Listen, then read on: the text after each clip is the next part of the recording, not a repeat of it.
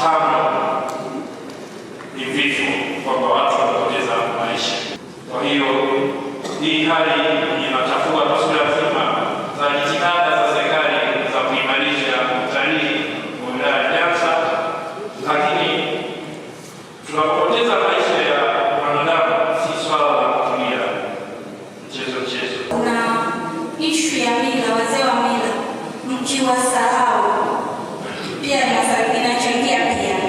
Ni kitu cha kichekesho, lakini siku ukienda kule nakwambia wataalamu hawezi kuelewa, wasomi waliokuwa hawaelewi atoa.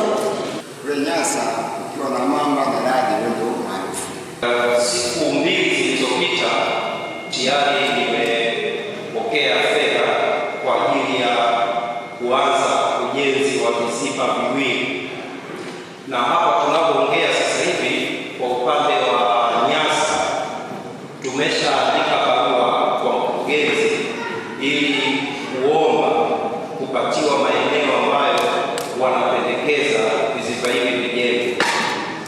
Lakini pia mamlaka imeenda mbali zaidi. Sasa hivi ninavyoongea nina jumla ya askari 11 niliowapokea, na katika askari 11 askari 7 nimewaelekeza kwenda Mbinga pamoja na Nyasa. Na muunganiko wa mila na mambo ya kisasa, ingawa tunataka kuyaangalia sana ya mila kwa usasa wetu, lakini unatugharimu. Kwa hiyo mkiendelea na jitihada hizo za kujenga visima, za kuwinda, lakini pia msisahau mila. Kwa hiyo sisi tunaendelea kama serikali na mikakati ya ujenzi wa visima, lakini pia uvunaji wa